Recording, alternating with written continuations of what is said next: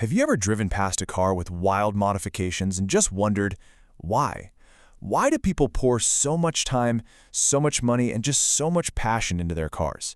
Well, today we're going to get under the hood of that very question. And as you'll see, it goes way, way deeper than just wanting to go fast. I mean, really think about it. You can picture this scene, right? It's playing out in garages all over the world. Someone is up at the crack of dawn, meticulously installing parts that cost a small fortune on a car that, for all intents and purposes, works perfectly fine. Their family might not get it, their friends might call it an obsession, but for them, every single one of those tweaks is absolutely essential. So what's really going on here? What's the driving force behind all this dedication to metal, machinery, and mods? Well, that's the big question we're tackling today, and the answer really starts with psychology. To really get this, we have to understand that we're not just talking about a vehicle anymore. We're talking about a direct link to the owner's inner world, to their psyche. You know, a car is one of the very few things we own that we also inhabit. We spend hours inside it. It's like our own personal bubble. So modifying it is kind of like decorating your room or picking out your clothes, but with one huge difference. This personal space moves through the public world, telling a story about you to every single person it passes. And this brings us to a really core psychological idea. A car isn't just about getting from point A to point B.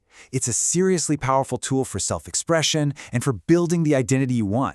Consumer psychology tells us that we form these deep emotional bonds with objects that reflect our ideal self. Not who we are, but who we want to be. So let's say there's a 23-year-old in an entry-level job. He might be driving a Honda Civic, but it's got a turbo, it's got racing seats. That car doesn't reflect his current reality. No, it reflects his aspirations for something more, for speed, for power, for a more exciting future. This all points to another fundamental human need we all have: control. I heard this story about a guy, Marcus, from Toronto.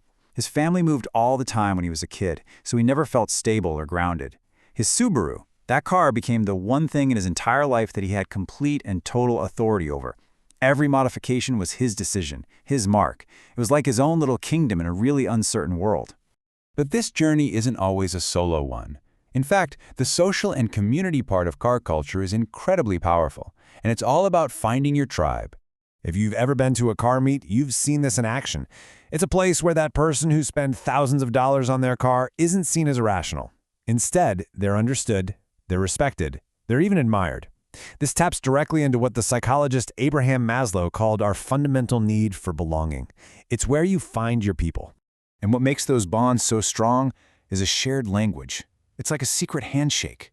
When you can talk to someone about horsepower and torque and the finer points of suspension geometry, it creates this instant connection.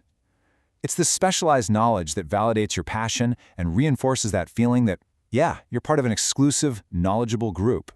And this connection can get incredibly personal. Take the story of a father and son in Melbourne. They spent 2 years restoring a Toyota Supra, and the father said that during those hours out in the garage, they had the deepest, most meaningful conversations of their lives. The car wasn't just a project, it became the bridge that connected them. So beyond identity and communities, there's another powerful motivator here: the sheer creative satisfaction of the build itself. This is where car modification really becomes an art form. You can think of it like a creative loop. It starts with a vision, a picture in the owner's mind of what they want to create.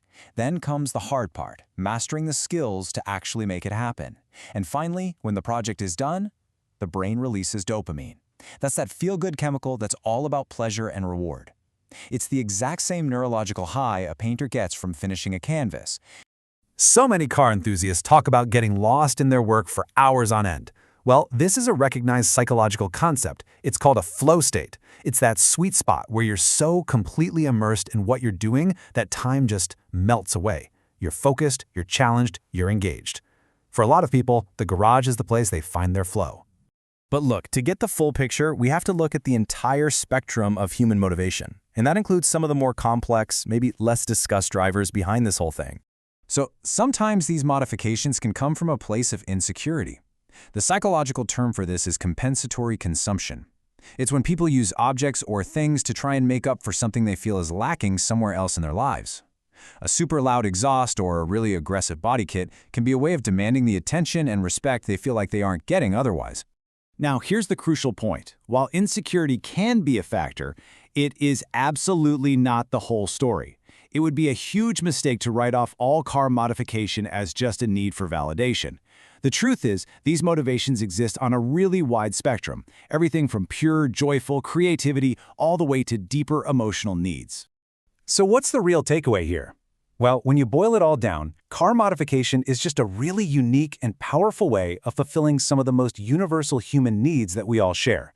The need to express ourselves, to belong to a community, to feel in control, to master a skill, and to create something that is uniquely our own.